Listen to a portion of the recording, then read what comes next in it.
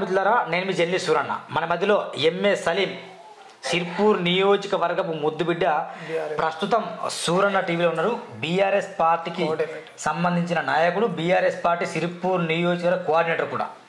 కేంద్ర రాజకీయాలు కావచ్చు, రాష్ట్ర రాజకీయాలు కావచ్చు, మండల రాజకీయాలు కావచ్చు, గ్రామ రాజకీయాలు కావచ్చు, ఈ రాజకీయాలన్నిటిపైన పట్టున్న వ్యక్తి ఎంఏ సలీం. అందుకే దాదాపు ఆర్కే టీవీలో తను చాలా సందర్భాల్లో వాయిస్ ఇచ్చాడు, గంటలు స్పీచ్ ఇచ్చాడు. కేసీఆర్ జీవిత చరిత్ర కావచ్చు, బీఆర్ఎస్ పార్టీ పనితీరు కావచ్చు. కాబట్టి కొంచెం నాలెడ్జ్ ఉంది అని గమనించిన నేను ఖచ్చితంగా సూరన్న టీవీకి ఇన్వైట్ చేస్తే బాగుంటుందనే కాన్సెప్ట్ ఆలోచించి ఇన్వైట్ చేయడం జరిగింది. అన్న, వెల్కమ్ టు సూరన్న టీవీ అన్న. ఇది నేను రాసిన పొలిటిక్స్ పుస్తకం తీసుకోండి అన్న. ఎవరు సూరన్న టీవీకి వచ్చినా నా యొక్క పుస్తకం ఇస్తాను. Thank you. ఎట్లా బాగుండ్రా? ఓకే అన్న, మీరు ఎట్లా ఉన్నారు? బాగున్నా. ఒకసారి ప్రేక్షకుల చాలా థ్యాంక్స్ మన సూరన్న గారికి, జర్నలిజం గారికి. నాకు పిలిచి అవనించి ఇంటర్వ్యూ తీసుకున్నందుకు చాలా గౌరవపడుతున్నాను. చాలా మనస్ఫూర్తిగా ధన్యవాదాలు, నమస్కారం తెలుపుతూ, అట్లానే మన సిర్పూర్ కాన్స్టిట్యూన్సీకి చెందినటువంటి ప్రజలకి, మన కొమరం భీం ప్రజలకైనా, మన రాష్ట్ర ప్రజలకైనా నమస్కరించి, మా అడిగేపోయే రాష్ట్రం గురించైనా, సిర్పూర్ కాన్స్టిట్యూన్సీ గురించైనా మన సూరన్న గారు అడిగే ఏదైతే ప్రశ్నలు ఉంటాయో దానికి సమాధానం చెప్పాలి. ఖచ్చితంగా చెప్తాను. ఖచ్చితంగా.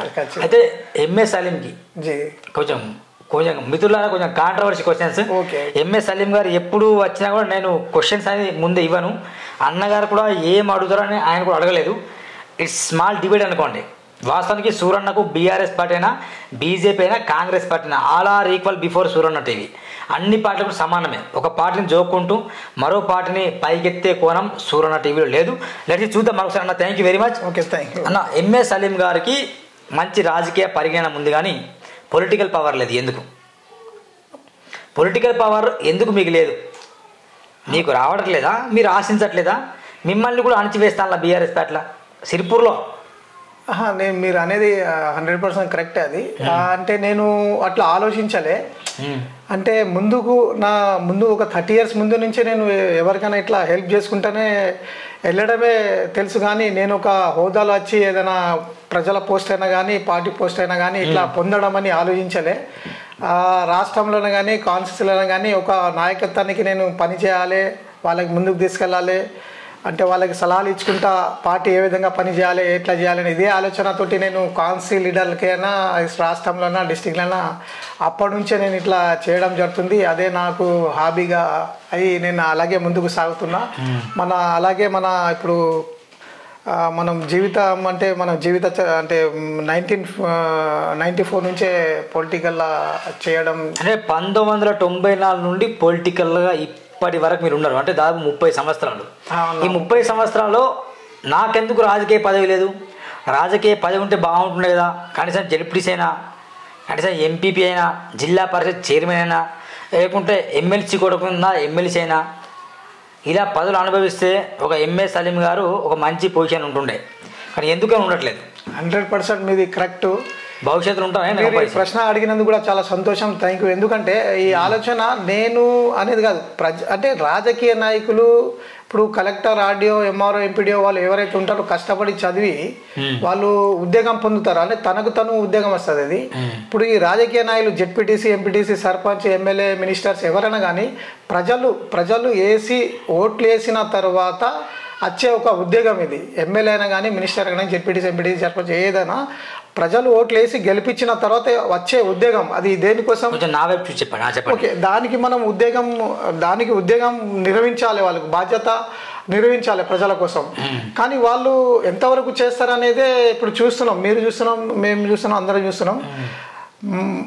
ఎంతవరకు అంటే రాష్ట్ర బడ్జెట్లో ఉన్నా కూడా అట్లా తెచ్చి డెవలపింగ్ అక్కడ చెయ్యక, ప్రజలకి అందుబాటు కాక, ఈరోజు కొత్తగా గెలిచిన నాయకులైనా కానీ ఒక 10-20 సంవత్సరాల తర్వాత వాళ్ళ హోదాలైనా కానీ ఏ విధంగా ఉన్నాయి, వాళ్ళ చుట్టుపక్కల చుట్టాలైనా కానీ ఎవరైనా కానీ వాళ్ళు ఏ రకంగా ఉన్నారు, ఆ ప్రజలు ఎక్కడ ఉన్నారు, మారుమూల ప్రాంతాలు ఎట్లా ఉన్నాయి, స్వతంత్రం రాకముందు ఏ రకంగా ఉండేనో, ఈరోజు కూడా కొన్ని ప్రాంతాలైనా కానీ, కొన్ని నియోజకవర్గాలైనా కానీ, చాలా మండలాలను కానీ, టౌన్ మున్సిపాలిటీస్ అని చాలా ఆ రకంగా ఉన్నాయి. నాకు ఇది ఎందుకు ఉన్నది, మా కాన్స్టిట్యూన్సీ ఎట్లా ఉన్నది, వేరే కాన్స్టిట్యూన్సీ ఎందుకు డెవలప్ అయినాయి? మరి ఈ రాజకీయ నాయకులు డెవలప్ కాలేదా? 100% కాలే. మరి మీరు కేసీఆర్ ఇంత ఘోరంగా పొగుడతారు, నేను చెప్పేది ఓకే ఓకే కేసీఆర్ గారిని బాగా పొగుడతారు, ఓకే కేటీఆర్ గారిని పొగుడతారు, కల్వకుంట్ల కవిత గారిని పొగుడతారు, బీఆర్ఎస్ పార్టీని పొగుడతారు మీరు. మరి వాళ్ళు అక్కడ అంటే రాష్ట్ర గవర్నమెంట్ నుండి సిరిపూర్కి మాత్రమే ఫండ్ రాలేదా? 100% కరెక్ట్ మీరు మాట్లాడేది. ఎందుకంటే ఇక్కడ ఫండ్ రాలేదా? ఇది ఈ క్వశ్చన్ మీద మా కాన్సెన్స్ కూడా ఈ మాట వెళ్తుంటాయి.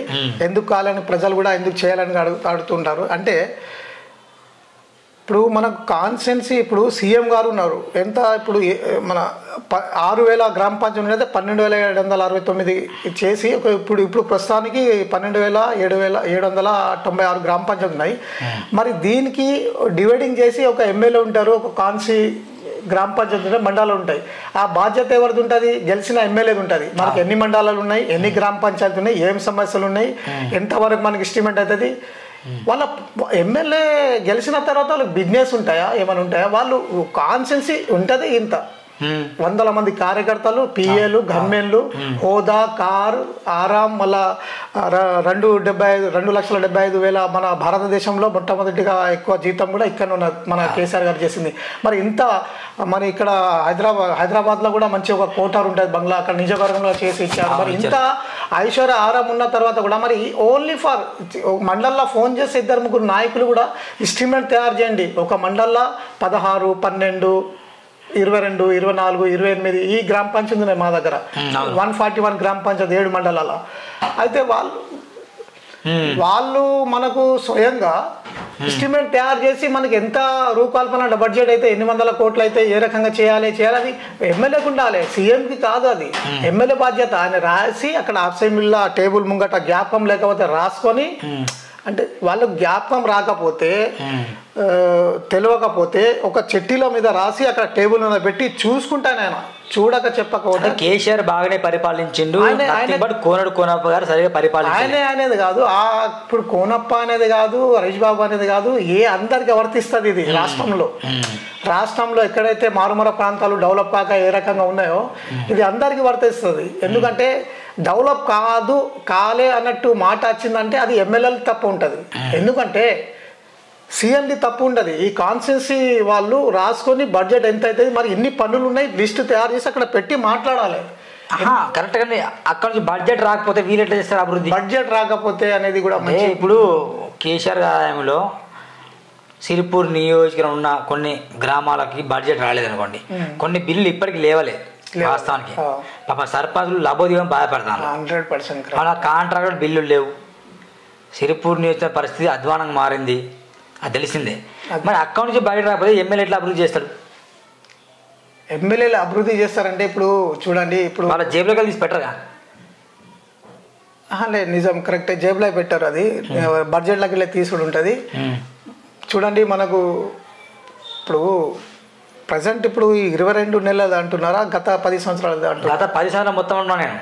గత 10 సంవత్సరాల ముందు అంటే మనకు కొత్తగా ఎన్నికైనటువంటి మన తెలంగాణ తెచ్చి పోరాడి మన సీఎం అయిన తర్వాత మన కేసీఆర్ గారి చేతికి 72,000 కోట్ల రూపాయలు అప్పు వచ్చింది, 62,000 కోట్ల రూపాయలు బడ్జెట్ వచ్చింది. మరి అప్పుడు మనకు 6,000 గ్రామ పంచాయతీలు, 459 మండలాలు, 87 మున్సిపాలిటీలు, 7 కార్పొరేషన్స్ ఉండే.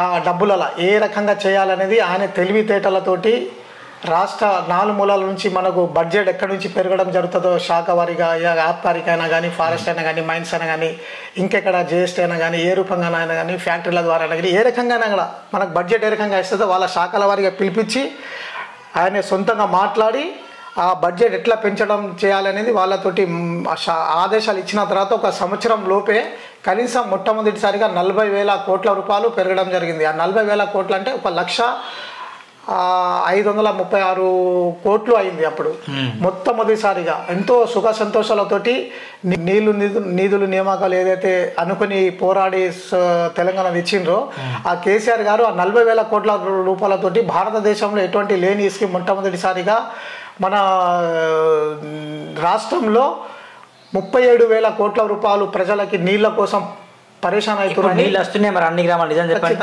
ఖచ్చితంగా ఇప్పుడు వస్తలేదు. కాంగ్రెస్ గవర్నమెంట్ కాదు, కాంగ్రెస్ గవర్నమెంట్ కాదు, బీఆర్ఎస్ గవర్నమెంట్ ఉన్నప్పుడు కూడా నీళ్లు అన్ని గ్రామాలు వచ్చాయా? కొందరికి మిషన్ భగీరథ అనేది ఫెయిల్ అయిందని నేనంట.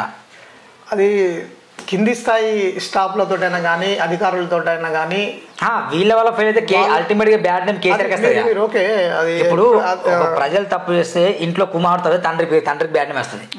ఎమ్మెల్యేలు తప్పు చేసిన అనుకోండి కేసీఆర్కి బ్యాడ్ నేమ్.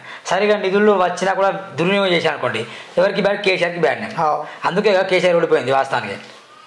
అదే అదే అదే చెప్పబోతున్నా నేను అన్ని విషయాలు. అదే కరెక్ట్ టాపిక్ డెవలప్ అవుతుంది. అదే సిరిపూర్ గురించి.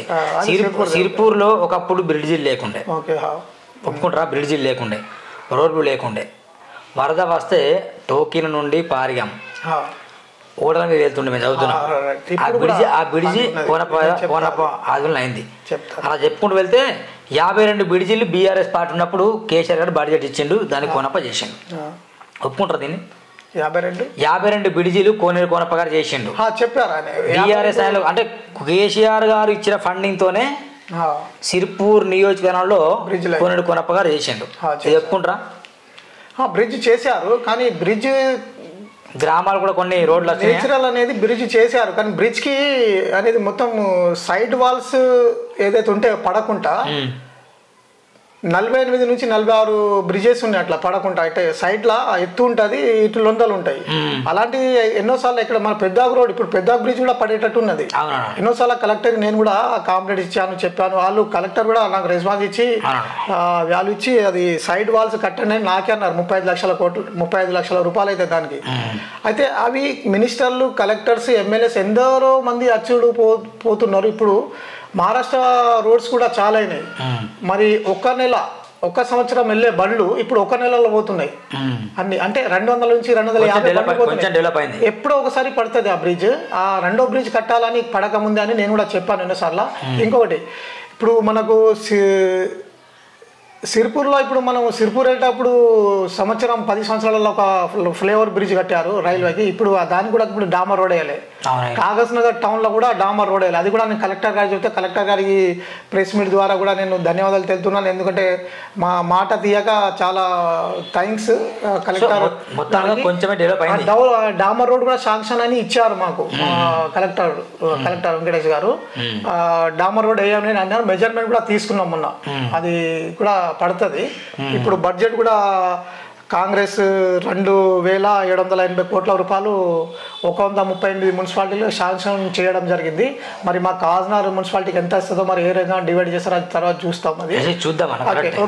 అయితే ఇప్పుడు ఏం జరుగుతుందంటే 48, 52 బ్రిడ్జ్ కట్టాను వాస్తవమే, కానీ 46 నుంచి 40 క్రాస్ 50 బ్రిడ్జ్ల లేవు, సైడ్ వాల్స్ లేవు. అది మెయిన్ ముఖ్యం. ఇంకొకటి, ఎప్పుడు వరదలు ఎక్కువ వచ్చినా అందెలి అయినా కానీ, పెంచుకల్పేటదైనా కానీ, కుక్కడాదైనా కానీ, మళ్ళా బెజ్జూరు ఎంట్రెన్స్లో అయినా కానీ, మళ్ళీ అటు కృష్ణంపల్లి పోయేటైనా కానీ చాలా ఇటు ఉన్నాయి. మళ్ళీ ఇంకోటి, ఇది ఎప్పుడు వరదలు ఎక్కువ వస్తుంది, ఇక్కడ మూసీ నదికి ఎంత ప్రాబ్లమ్స్ ఉంది, అక్కడ వరదలు రావా, అక్కడ కూడా వరదలు వస్తే కట్టుకోపోతాయి. అంటే దానికి సైడ్లో ఒక సిమెంట్ లాగా కట్టి వరదలు ఎంత వచ్చినా కూడా కొట్టుకుపోయేలాగా చేయొచ్చు. మళ్ళీ సైడ్ వాల్స్ కూడా కట్టచ్చు. ఎందుకు చిన్న ఒక 3 ఫీట్లు కింద ఉంటే హైవే రోడ్లలో సైడ్ వాల్స్, సైడ్ పోల్స్ అన్ని ఉంటాయి. మరి అక్కడ ఎందుకు లేవు? మరి అక్కడ జీవిస్తున్న మనుషులు కాదా? మిత్రులారా గమనించండి, ఈ వీడియో ద్వారా ఖచ్చితంగా గౌరవ ప్రస్తుతం ఎమ్మెల్యే పాలవై హరీష్ రావు గారు ఖచ్చితంగా సలీం గారితో నేను చేస్తున్న ఇంటర్వ్యూ చూడాలి. ఆ బ్రిడ్జిలకు ఖచ్చితంగా సైడ్ వాల్స్ ఏర్పాటు చేస్తే పబ్లిక్ కూడా చాలా బాగుంటుంది. అర్ధరాత్రులు కూడా బండ్లు నడుచుకుంటూ తోలుకుంటూ వెళ్తారు కాబట్టి వాళ్ళకు కూడా ఇబ్బందికరంగా ఉండద్దు. అంటే ఖచ్చితంగా సైడ్ వాల్స్ కట్టాలి, ఖచ్చితంగా ఇది ఖచ్చితంగా చేయించాలి. ఖచ్చితంగా. ఎందుకంటే ఎన్నోసార్లు నేను కూడా అక్కడ ప్రెస్ మీట్లలో, స్టేట్మెంట్లో కూడా చాలా ఇస్తూనే ఉంటా వారం. ఇంకొకటి అన్న, ఇంత బాగా కొంచెం డెవలప్ అయిన సిర్పూర్ నియోజకవర్గంలో ఎందుకని గతంలో కోనప్ప ఓడిపోవాల్సి వచ్చింది బీఆర్ఎస్ పార్టీ? ఆ ఓడిపోవడం గల కారణమైన ఆర్ఎస్పీని మీరెందుకు జత కట్టారు? ఆర్ఎస్పీలో నచ్చింది ఏంటి, కోనప్పలో నచ్చింది ఏంటి? లేదు అట్లా అనేది కాదు. ఇప్పుడు అంటే కోనప్ప ద్వారా డెవలప్ అయిందని మీరు అంటాను. డెవలప్ కొంచెం కూడా డెవలప్ నేను ఏమనాలి. ఇప్పుడు బ్రిడ్జ్లు అనేది ఉన్నది. బ్రిడ్జ్లు అడిగా నాటు బ్రిడ్జిలు సబ్జెక్ట్ పక్కన పెట్టండి. ఎన్నో సమస్యలు ఉన్నాయి. సిరిపూర్లో డెవలప్ అయిందా కాలేదా బీఆర్ఎస్ ఆయనలా? మీరు కేసీఆర్ అభిమానిస్తారు, కేటీఆర్ డెవలప్ కాలేదంటే నేనేమన్నా ఫస్ట్ క్వశ్చన్, కేసీఆర్ గారు ఫండింగ్ ఇవ్వలేదా? డెవలప్ అయిందా అంటే కోనప్ప చేయలేదా? మరి కోనప్ప చేయలేదా డెవలప్? ఆయన కూడా ఇంట్లో వెళ్ళి కూడా పెట్టలేరు కదా. బడ్జెట్ ఒక కాన్సెన్స్ ఆయన రిలీజ్ చేసిన బడ్జెట్ ని కోనప్ప గారు సిరిపూర్కి పెట్టలేదా, పెట్టిందా? బడ్జెట్ వచ్చినప్పుడు పెట్టడమే కదా, పెట్టిన తర్వాత వాళ్ళు ఎంత పెడితే డెవలప్ అయినట్టే. అట్లా లేదు, డెవలప్ కాలేదా కేసీఆర్ చేయలేదా? 500-700 కోట్లతోటి 141 గ్రామ పంచాయతీ 7 మండలాలు వాళ్ళు అది అవుతుందా? కాదు. కానీ అది నేను ముందే అన్నా, ఎస్టిమేట్ తయారు చేయండి. 141 గ్రామ పంచాయతీ, 7 మండలాలు, 30 వార్డులు, ఎన్ని రోడ్స్ ఉన్నాయి, ఎన్ని డ్రైనేజీలు ఉన్నాయి, ఏమేమి అవసరాలు ఉన్నాయి వాళ్ళకి, మహిళల గర్భిణీ స్త్రీలకి ఏం కావాలి, రైతులకి ఏం కావాలి, చదువుకునే పిల్లలకి ఏం కావాలి, ఏ రకంగా ఉండాలి, ఇతర నిజక వర్గాలు ఎందుకు డెవలప్ ఉన్నాయి, మనది ఎందుకు డెవలప్ అయ్యాలి, ఎన్ని కోట్ల అవుతాయి దీనికి. 2004లో గెలిచినప్పుడు 9 వరకు 3,50,00,000 కోట్ల రూపాయలు ఇవ్వడం జరిగింది. అప్పుడు కాంగ్రెస్లో ఉందాం. 3 నుంచి 4 లక్షల కోట్ల 400 కోట్లతోటి చేయడం జరిగింది. 2014 నుంచి 18 వరకు 500 కోట్ల రూపాయలు వచ్చినాయి. 2018 నుంచి 23 వరకు 750 కోట్ల రూపాయలతోటి పనులు జరిగినాయి. అంటే 15 సంవత్సరాలు ఒక సెంటర్లో 9 to 14 వరకు అప్పుడు గెలవలే కదా. అయితే నా 15 సంవత్సరాలలో ఇప్పుడు మనకు 1400 కోట్లు అవుతున్నాయి. అవి సరిపోవు కదా. నా ఉద్దేశం ఆయనకి నేను చెయ్యలే, ఎందుకు తేలే ఆ క్వశ్చన్స్ కాదు. ఈ రకంగా వచ్చినా, ఈ రకంగా చేసిండ్రు, మీరు ఎందుకు తేలే, వాళ్ళు ఎందుకు ఇయ్యలే క్వశ్చన్స్ ఇది కాదు. మీరు చూసుకోవాలి, అది ఎందుకు తేలే, ఎందుకు ఇయ్యలే. మొత్తం కేసీఆర్ గారు సిరిపూర్ నియోజకవర్గానికి న్యాయం చేసినా చేయలేదా? నేను కేసీఆర్ గారు న్యాయమా, భారతదేశంలోనే ప్రపంచంలో ముందుకు తెలిసిన రాష్ట్ర పటంలో తెచ్చిండ్రు భారతదేశంలో. నీ సిరిపూర్ నిజగౌరవం అనేది ఎందుకు అట్లా అంటే ములుగు కూడా కాలే. లేదు, ములుగు విషయం అడగట్లేదు, మీరు సిరిపూర్ ముద్దు బిడ్డ. ఓకే సిరిపూర్ కాలే నేను ఆయన ఎందుకు తేలేని, ఎందుకు ఇయ్యాలి అని ఆయన అభివృద్ధి కాలేదంటారు. 100 ఎంత శాతం అభివృద్ధి అనేది ఇప్పుడు ఒక నిమిషం సరేనా. ఓకే, మీరు అడిగింది బాగుంది. 100%లో సిరిపూర్ నియోజకవర్గం ఎంత శాతం అభివృద్ధి అయింది ఇది చెప్పండి, సరిపోతుంది. నా దృష్టిలో అభివృద్ధి అంటే కరీంనగర్, సిరిసిల్ల, సిద్దిపేట, వరంగల్, ఖమ్మం, సిరిపూర్ ఎంత శాతం అయింది. ఎందుకు కాలేదు దానికి కారణం చెప్తున్నా. ఈ ప్రాంతాల నుంచి మినిస్టర్స్ ఉన్నారు, సీఎంస్ ఉన్నారు, పెద్ద పెద్ద రాజకీయ నాయకులు ఉన్నారు. వాళ్ళు పెద్ద పెద్ద బడ్జెట్ తెచ్చి తన నిజ గౌరవాలకి ఒక రూపకల్పన మార్చి సింగపూర్ లాగా ఇప్పుడు మీ ఇక్కడ ఆఫీస్లో ఎట్లా చక్కగా మెరుస్తుందో ఆ రకంగా అక్కడ రోడ్లు ఉన్నాయి, డ్రైనేజ్లు ఉన్నాయి, లైట్స్ ఉన్నాయి, అక్కడ హాస్పిటల్స్ ఉన్నాయి, స్కూల్స్ ఉన్నాయి, చాలా చక్కగా ఉన్నాయి అక్కడ. అది ఎందుకు సిరిపూర్ లేదు మరి? అదే నేను అడిగేది అదే క్వశ్చన్స్, ఎందుకు కావాలి అనేది, ఎందుకు చేయలేకపోతే. నేను ఎందుకు కావాలంటే కేసీఆర్ ఇవ్వలేదా నేనంట. నేను అది ఎట్లా ఆయన ఇయ్యలే అంటే ఆయనకి చెప్పాలి కదా. ఇప్పుడు హాస్పిటల్కి వెళ్తే మాకు ఈ ప్రాబ్లమ్స్ ఉన్నాయని మేము చెప్తాం, చెప్తాం. పెళ్లి చూపులకు వెళ్ళినా కూడా అబ్బాయి మనది చదువుతున్నాడు, ఇది చేస్తున్నాడు, ఈ జాబ్ చేస్తున్నాడు అడుగుతారు, మీరు ఏం చేస్తున్నారు ఇట్లా అడుగుతారు. అంటే మనం కూడా చెప్పుకోవాలి కదా. అదే అంటున్నా, మనకు చెప్పడం రాకపోతే. కరెక్టే మీరు అనేది కరెక్టే. ఎంత పర్సెంట్ అభివృద్ధి అంటున్నారు? 10%, 20%, 30%? ఎంత అయింది? ఎంతో నాకైతే నాకు ఎవరికైనా నచ్చది కావచ్చు. అక్కడ పాపులేషన్ 20 సంవత్సరాల కింద పాపులేషన్ ఏ రకంగా ఉండే ఒక 20-30%, ఈరోజు 90-100% ఉన్నారు. రోడ్లు కూడా అలాగే ఉన్నాయి. చూడండి, పాపులేషన్ చాలా పెరిగిపోయింది, రోడ్లు ఇరుకటంలో ఉన్నాయి, చౌరస్తాలు ఇరుకటంలో ఉన్నాయి. అక్కడ డెవలపింగ్ అయితే లేదు. మన స్పీడ్ బ్రేక్స్ అయినా కానీ మనకు కొన్ని నేను చెప్పిన దాంట్లో బస్ స్టాండ్ కాడ స్పీడ్ బ్రేక్స్ అయినా కానీ, స్ట్రీట్ లైట్స్ అయినా, సీసీ కెమెరాలు కానీ, కొన్ని police station, traffic police station అది కూడా నేనే చెప్పాను. ఇవన్నీ చెప్తున్నటువంటి అన్నీ మన కలెక్టర్ గారు శాంక్షన్ చేశారు, ఎస్పీ గారు కూడా హామీ ఇచ్చారు. పొల్యూషన్ కూడా పడతాయి, ట్రాఫిక్ పోలీస్ స్టేషన్ మనకు ఇవన్నీ పడతాయి నేను చెప్పినటువంటి. ఇంతకుముందు 10 సంవత్సరాల కిందనే పడాలి ఇవి, ఇప్పటిదా కాలే.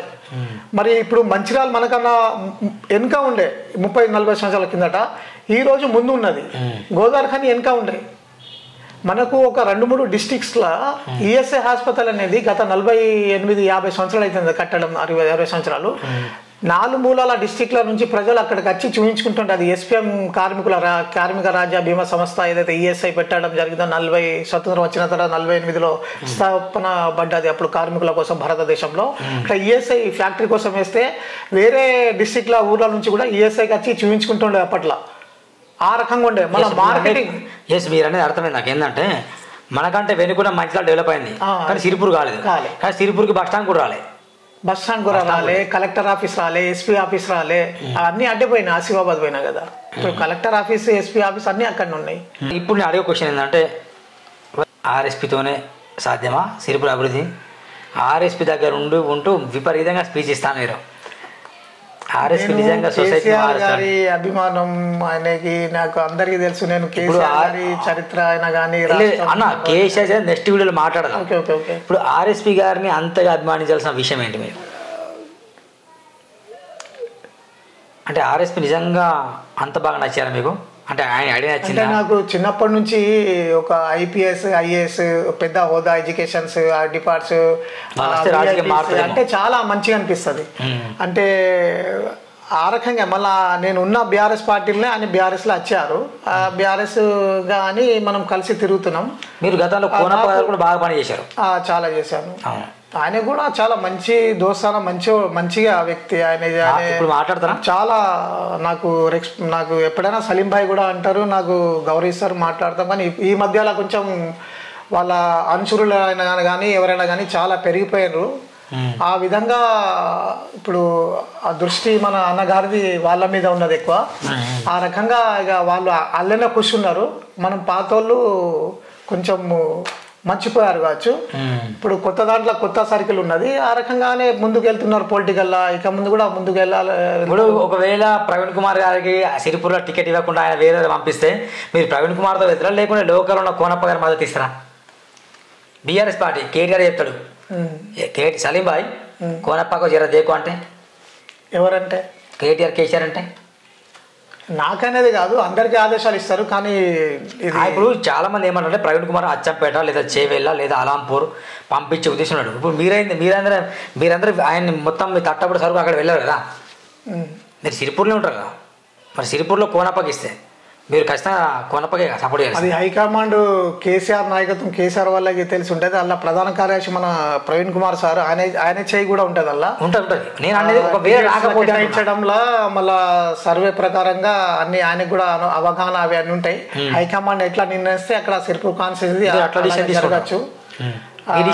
హైకమాండ్ నిర్ణయమే మీ సొంత నిర్ణయమే? నేను మీ సొంత నిర్ణయమే లేకపోతే హైకమాండ్ చెప్పినట్టు? నేను ఒక నిజాయితీ నా మనసులోకి వెళ్ళి మాట అంటానా.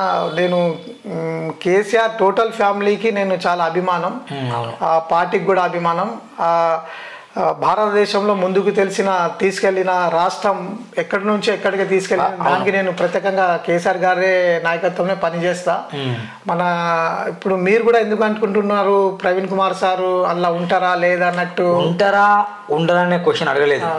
ప్రవీణ్ కుమార్ సార్కి టికెట్ రాకపోతే పరిస్థితి చూడండి, రాకపోతే అనేది ఆయన ఎట్లయినా రాకపోతే అది హైకమాండ్ నిర్ణయిస్తుంది. ఆయన రాకపోతే ఎట్లయినా మినిస్టర్ పోస్ట్ అయితే తప్పకుండా వస్తుంది. ప్రభుత్వం వస్తే వాళ్ళు నిర్ణయించవచ్చు. కొనప్ప అన్న గారికి కూడా ఇవ్వచ్చు, మన కేసీఆర్ మన ప్రవీణ్ కుమార్ సార్ కూడా ఇవ్వచ్చు, లేదా ఎమ్మెల్సీ ఎంపీ అన్నగారికి ఇచ్చి ఎమ్మెల్యే టికెట్ మన ప్రవీణ్ కుమార్ సార్కి కూడా ఇవ్వచ్చు. నాకు అర్థమైంది. అంటే వాస్తవానికి మీరు చెప్పలేకపోతే నేను చెప్పేది కేసీఆర్ మీరు వీరాభిమాని కేసీఆర్ ఫ్యామిలీకి వారు అట్లా మీరు చేస్తారు. చాలా మంచి వాళ్ళు, అలా చాలా మంచి వాళ్ళు. అంటే ఒక వాళ్ళు ఎందుకు కోనప్ప ఎందుకు ఓడిపోయినా క్వశ్చన్ అడిగా, అది బ్యాక్ ఎందుకు ఓడిపోయాడు మెయిన్ రీజన్ ఏంది? ఎందుకు ఓడిపోయారు అంటే ఈజీ ఉన్నది. ఎక్కడంటే ఇంతకుముందు ఒక పెద్ద పులితోటి మేకలు పిల్లిలు కొట్లాడేటట్టు ఉన్నది. కోనప్ప గారు ఒక చాలా పొలిటికల్ అయినా కానీ అక్కడ నాడి అయినా కానీ ప్రజలది ఓట్లదైనా చాలా క్లుప్తంగా తెలుసు ఆయనకి. ఆ రకంగా ఆయనకి ఒక ఎమ్మెల్యే ఎలక్షన్ కొట్లాడాలన్నా వీళ్ళ ముంగట చాలా ఈజీ. అది ఇంకోటి మన ఆదిలాబాద్ డిస్టిక్ లో మన సిర్పూర్ కాన్స్టిట్యున్సీ కాజ్నగర్ సెంటర్ లో ఉన్నది. చుట్టుపక్కల నుంచి మండలాలు ఉన్నాయి. పొద్దుగాల వెళ్ళి సాయంత్రం వరకు వచ్చేయచ్చు అన్ని మండలాలు తిరిగి. ఆ రకంగా కిస్మత్.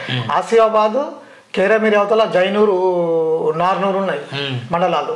ఇటు తిర్యాని ఏదో మూలకున్నది. అంటే ఇది అనుకూలంగా వచ్చి ఉన్నాయి ఇక్కడ ఎవరైతే నిలబడతారు ఎమ్మెల్యేలకి. అది కూడా ఒక ప్లస్ పాయింట్ ఉన్నది. మళ్ళా కోనప్పన్న గారికి ఆయన అనుచరులు కార్యకర్తలు ఎంతమంది ఉన్నారో వాళ్ళ వాళ్ళ ఖాందాన్లో కూడా చాలా మంది పనిచేసేటోళ్ళు ఉన్నారు. లేడీస్ అయినా కానీ పిల్లలైనా కానీ ఎవరైనా కానీ వందల మంది ఉన్నారు. ఆయన అందుకే గెలిచే ముందు ఉంటారు. మళ్ళీ ఆయన ముంగట ఎవరైతే నిలబడ్డారో అంత హై పోరాడి హోరాపోరి ఉండదు లేకుండే. బలమైన వ్యక్తి ఓపెన్ నేను బలమైన వ్యక్తి ఇప్పుడు పెద్ద సరే కోనప్ప గారు పెద్దపులి, కానీ ఆయనే పోరాడింది కొట్లాడింది మేకల పిల్లల ముంగట, పిల్లి ముంగట మేకల ముంగట. ఎవరైనా గెలుస్తారు. ఇప్పుడు ఒక ఆర్డీఓకైనా కలెక్టర్కైనా ఎల్డీసీ యూడీసీకి ఎంపీడీకి ఎట్లా తేడా ఉంటుందో ఒక ఎమ్మెల్యే అని నిలబడినప్పుడు ఆయన ముంగట చాలా చిన్న వ్యక్తులు ఉన్న వాళ్ళకి ఆర్ఎస్ ప్రవీణ్ కుమార్ రావడం వల్ల ఆయన ఓట్ల చెల్లించి ఆయనకి ఏదైతే 30-40-25 వేల ఓట్లతో గెలుపొంది ఉండేనో బీఆర్ఎస్ మన కోనప్ప గారు, ప్రవీణ్ కుమార్ సార్ వచ్చిన తర్వాతనే ఆయన ఓట్లు చెల్లించి ఆయన ఓట్లేనే కదా ఇవి హరీష్ బాబు కోపించింది అంతేగా. అదే అది అనుకోకుండా ఆయన గెలిచిన రోజు కూడా భయపడ్డారు, ఎట్లా గెలిచినా ఏందో అనుకున్నారు. ఆయన నేను గెలిచినా అన్నట్టు కూడా ఆయన లేకుండే. మన ప్రవీణ్ కుమార్ సార్ తోటి కూడా వచ్చి కలిశారు కదా, మీ వల్ల నేను గెలిచానని. అయితే కోనప్ప దగ్గర ఉన్న వాళ్ళు కూడా కొందరు బుడ్డా లీడర్లు కూడా వాళ్ళ జీవితం కూడా బాగాలేకపోతే కబ్జాలతో నిండిందట, అందుకే ఓడిపోయి ఒక వాస్తవం వస్తుంది. నిజమా? కోనప్ప అయితే అట్లా లేరు. కోనప్ప ఇప్పుడు చాలా చాలా మీరు ఎట్లా కేసీఆర్ ని పొగుడుతాలో, కేసీఆర్ నిజంగా ఆయన ఒక మంచి వ్యక్తి, కానీ కింద ఉన్న ఎమ్మెల్యేలు బ్యాడ్లో బీఆర్ఎస్ పార్టీ పోయింది, కాంగ్రెస్ వచ్చింది అనుకుందాం. ఇప్పుడు కోనప్ప కూడా కొంచెం మంచిగా పరిపాలించే ఆయన కింద ఉన్న వ్యక్తులు వాళ్ళ బిహేవియర్ ఎట్లుంటది, నిజంగా వాళ్ళు కబ్జాలు చేయలేదా? నేను కూడా సూరన్న టీవీలు దాదాపు దయగాంలో ఉన్న చిలివేరు బ్రదర్స్ స్కామ్లు కావచ్చు, అక్కడ చింతలమాపలో డుబ్బులు నాయన కావచ్చు, ఇక్కడ కౌటర్లో విశ్వనాథ్ కావచ్చు, ఇలా చెప్పుకుంటూ వెళ్తే వీళ్ళందరి వల్ల కోనప్పకు మైనస్ ఏర్పడ్డది అనే ఒక ప్రశ్న ఉంది. నిజమా?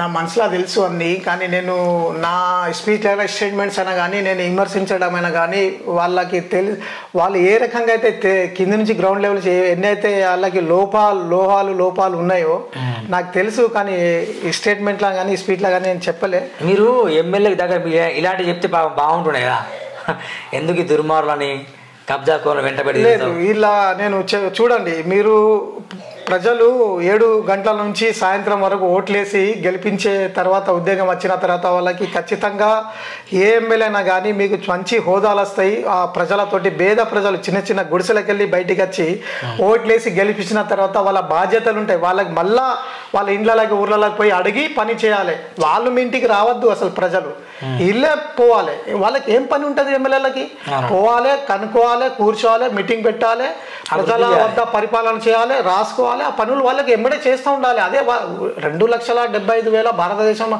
ఎక్కడ లేనటువంటి అన్ని హోదాలు ఇచ్చింది మన కేసీఆర్ గారు. వాళ్ళు చేయాలి.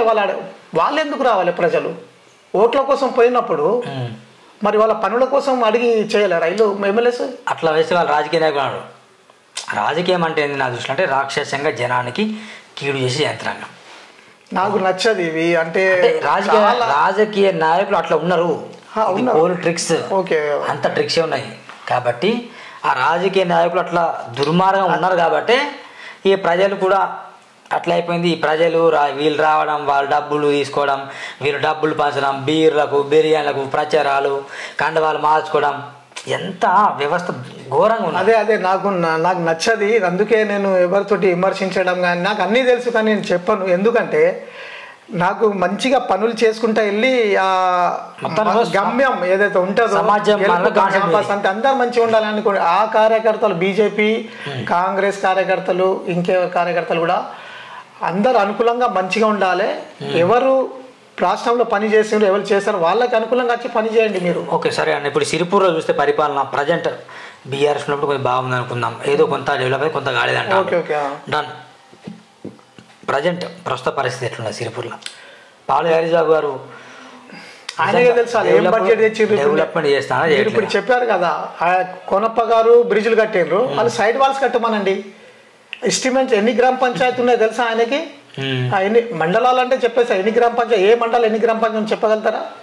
చెప్పలేరు. ఆయన కూడా చెప్పలేరు, ఈయన కూడా చెప్పలేరు. ఆ గ్రామ పంచాయతీ పోయి మారుమూల ప్రాంతాలు ఎన్నో ఉన్నాయి చెప్పాలంటే. ఇప్పుడు మీరు సిరిపూర్ మండలంలో కొన్ని విషయాలు చెప్తా. అక్కడ మెడపల్లి ఉన్నది, మనకు చీలపల్లి ఉన్నది, ఇటుకలపాడు ఉన్నది, అట్టి దట్టమైన అడవులు అవి. వెంకట్రావుపేటలో అయితే పేనుగంగా నీళ్ళు వస్తాయి వర్షాకాలం. అక్కడ పుర్సా బ్రిడ్జ్ నుంచి ఆ బార్డర్కి మహారాష్ట్ర డామర్ రోడ్ ఉన్నది. పుర్సా తెలంగాణ బ్రిడ్జ్ నుంచి ఈ రోడ్ వరకు ఏమో మనకు గుంతలు ఉన్నాయి, 3 కిలోమీటర్కి 300 గుంతలు ఉన్నాయి. నేను ఎన్నోసార్లు ఇచ్చాను దాని గురించి కూడా. మళ్ళీ టోక్ని దాటిన తర్వాత పారిగాంలో ఒక బ్రిడ్జ్ ఉన్నది, ఆ బ్రిడ్జ్ కిందికి పడిపట్టేట్టు ఉన్నది. ఆ రాంగా కూడా సైడ్ వాల్స్లో ఎప్పుడప్పుడు పడిపోతాయి. మరి ఇది ఎన్కులాడి చేసి బాధ్యత అంటే 275 lakhs ఏంటిది? అది ఎవరు దేనికోసం ఇస్తున్నారు పడాలి. మీకు కూడా తెలుసు గంగాపూర్ ఏదైతే 2008 అప్పుడు కాలువలో తవ్వడం జరిగిందో 7800 ఫీట్లు. ఈ రోజు కూడా అక్కడ ప్రజలు కోసిని అయినా కానీ గంగాపూర్ అయినా కానీ మరి ఎందుకు పట్టించుకోలేదు? మరి ఎమ్మెల్యే మాజీ ఎమ్మెల్యే, ప్రజెంట్ ఎమ్మెల్యే, కలెక్టర్స్, దానికి సంబంధించిన ఇరిగేషన్ డిపార్ట్స్, అక్కడి ప్రజలు కూడా మీరు ధర్నాలు చేయండి, కోసిని ప్రజలు గంగాపూర్. నాకు బాధ అనిపిస్తుంది. మరి అక్కడ ఈ రోజు కూడా సైడ్ డిస్ప్లేస్ పోతే ఎటు పడతారో తెలియదు, ఆటో అయినా బైక్ అయినా. బెస్ట్ సూపర్ అన్న, మంచి అడిచారు, ధర్నా చేయాలి. మరి ఇంత నాలెడ్జ్ మీరు ఎమ్మెల్యే పోయండి, మేము సపోర్ట్ చేస్తాం కదా. ఎమ్మెల్యేలకు సూచనలు ఇస్తాం, మీరు ఎట్లా పని చేయాలి. మీరు సూచనలు ఇస్తారు, వాళ్ళు గెలుస్తారు, అభివృద్ధి చేయరు. మళ్ళీ మీరు సూచన ఇస్తారు, మళ్ళీ గెలుస్తారు. వాళ్ళు అభివృద్ధి చేయరు, మళ్ళీ ఇస్తారు, మళ్ళీ అభివృద్ధి చేయరు. అదే మీరే నిలబడి మీరే గెలిస్తే. నేను నా ముంగట ఒక మినాజ్ నా అక్క కొడుకు ఉన్నాడు, ఆయన మున్సిపల్ చైర్మన్ బీఆర్ఎస్ పార్టీ తరఫు నుంచి ప్రకటించింది మన ప్రవీణ్ కుమార్ సార్ కూడా. మున్సిపాలిటీ గ్రీన్ సిటీ చేయాలని, కాన్స్టిట్యున్సీగా గ్రీన్ సిటీ చేయాలి. ఎందుకంటే అది కూడా మన కేసీఆర్ ప్రభుత్వంకి నేను సలహా ఇస్తా, ఎట్లా చేయాలి 15,000 నుంచి 20,000 కోట్ల రూపాయలు సేఫ్ సైడ్ చేసి చూపిస్తా. నేను ఖచ్చితంగా చూపిస్తా. ఈ మాట ఈ లెవెల్ అంటున్నా, నేను ఖచ్చితంగా చూపిస్తా. 20,000 కోట్ల రూపాయలు. నేను ఒక మేనిఫెస్టో తయారు చేసిన 2003లో మన ప్రగతి భవన్కి పోయిన 5 సార్లు మేనిఫెస్టో తయారు చేసి రాష్ట్రంలో ఎమ్మెల్యేలు ఎట్లా ఏ రకంగా పోవాలి, ఏ రకంగా ఇంకా పథకాలు చెప్పినట్టు చేస్తే. మీ మేనిఫెస్టో నేను కూడా చదివినా, మీరు చెప్పలేదు చదివా. మీరు చెప్పినట్టు నిజంగా చేస్తే కనుక ఎమ్మెల్యేల ఆస్తులు పెరగవు, ఎమ్మెల్యేలకు ఫెరారీ కార్లు ఉండవు. అట్లా అంటున్నారా? ఎందుకు పెరగాలి, ఎందుకు చేసుకోవాలి? మీరు చెప్పినట్టు మీ మేనిఫెస్టో చెప్పినట్టు చేస్తే గ్రామాలు పచ్చదనంగా ఉండాలి, పట్టణ శుద్ధీకరణ జరగాలి, స్ట్రీట్ లైట్స్ ఉండాలి. ఇదే మీ మేనిఫెస్టో. నేను చదివినా. ఇట్లా చేస్తే ఎమ్మెల్యేల ఆస్తులు పెరగవు, కార్పొరేటర్ల ఆస్తులు పెరగవు, మున్సిపల్ కమిషనర్ ఆస్తులు పెరగవు. ఏం పెరగవు. వాళ్ళకి ఎట్లా పెరుస్తారు? వాళ్ళు ఎందుకు పెంచుతారు? సరే వాళ్ళు తినండి అండి, కానీ ఒక 5 years పని చేసి ఒక 5 years చేయండి, ఒక 5 years డెవలప్ చేయండి. 5,000 కోట్ల రూపాయలు ఒక్కొక్క నియోజకవర్గానికి. మన కేసీఆర్ గారి ఘనత కాదా? 22 లక్షలు. మరి 62,000 కోట్ల రూపాయలు ఇక్కడ, 3 లక్షల కోట్ల రూపాయలు ఇక్కడ. మరి పెంచిన తర్వాత ఒక 4,000 3,000 కోట్ల రూపాయలు రావు, 3 లక్షల కోట్ల రూపాయలే. అయినా కేసీఆర్ 14,80,000 కోట్ల రూపాయలు పెట్టడం జరిగింది ఆల్రెడీ తెలంగాణ ప్రజల మీద. ఓన్లీ 10 డిస్ట్రిక్ట్ 33 జిల్లాలకి దీనికి. మరి ఇప్పుడు 3,000 2,000 కోట్ల రూపాయలు తోటి కావా? ఈ డబ్బా తెలిపోతాను. మరి డబ్బు అంతే మన కేసీఆర్ గారి డబ్బులు అయితే చాలా సక్రమంగా ఆ హిసాబు నేను చూపిస్తా. ఇప్పుడు సక్రమంగా ప్రజలలో ఇక్కడ నుంచి ఎడిపోతాను, ఎమ్మెల్యే దగ్గర ఎడిపోతాను.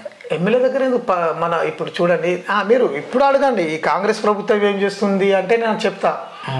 ఇప్పుడు కేసీఆర్ గారు మొత్తం డెవలపింగ్ లో పెట్టారు ఆ డబ్బులు. 62,000 కోట్ల నుంచి 3 లక్షల కోట్ల రూపాయలు, 3,17,000. కేసీఆర్ హయాంలోనే డెవలప్మెంట్ పెట్టారు కదా.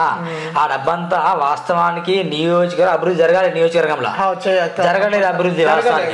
జరిగినప్పుడు ఆ డబ్బంతా ఎడిపోయింది. నేను అడుగుతున్నా, చూడండి ఆ డబ్బంతా ఎడిపోయిందంటే నా జేబులకి రాలేదు. అది కూడా నేను చెప్తున్నా, మీ జేబులో కూడా రాలేదు. అది కూడా చెప్తున్నా. మన రాష్ట్ర బడ్జెట్ 3 లక్షల రూపాయలు, 3 లక్షల కోట్ల రూపాయలు ఉన్నా కూడా 2 సార్లు అడగక ముందు పిఆర్ఎఫ్ అంటే మన గవర్నమెంట్ సర్వెంట్స్కి పెంచడం ఎట్లా జరిగిందంటే, వాళ్ళకి 30%, 43% ఒకసారి, 30% ఒకసారి, 73% పెంచారు జీతాలు. అంటే 3 లక్షల ఖజానాల 1,45,000 కోట్ల రూపాయలు గవర్నమెంట్ సర్వెంట్స్కి, పింఛన్దారులకి పోంగా 1,55,000 కోట్ల రూపాయలే ఉండడం జరుగుతుండే. ఆ డబ్బుల్లోనే అన్ని చేయడం జరిగింది. ఇప్పుడు చెప్పాలా 6,000 గ్రామ పంచాయతీలు ఉంటే 12,769 గ్రామ పంచాయతీ పెట్టడం జరిగింది. మళ్ళా 459 మండలాలు ఉంటే 612 మండలాలు చేశారు. 87 మున్సిపాలిటీలు ఉంటే 145 మున్సిపాలిటీలు చేశారు. 7 కార్పొరేషన్ ఉంటే 13 కార్పొరేషన్ చేశారు. 141 రిజిస్ట్రేషన్ ఆఫీసులు ఉంటే 735 రిజిస్ట్రేషన్ ఆఫీస్ చేశారు. 733 పోలీస్ స్టేషన్ ఉంటే 852 పోలీస్ స్టేషన్ చేశారు. మళ్ళీ డిస్ట్రిక్ట్ లో అందరి ఒకటేసారి చెప్పారు డిస్ట్రిక్ట్ చేశారు. సిపి కమిషనర్ ఆఫ్ పోలీస్ 2 తెలంగాణలో ఉండే, ఇప్పుడు సిపి కమిషనర్ ఆఫ్ పోలీస్ 9 ఉన్నాయి.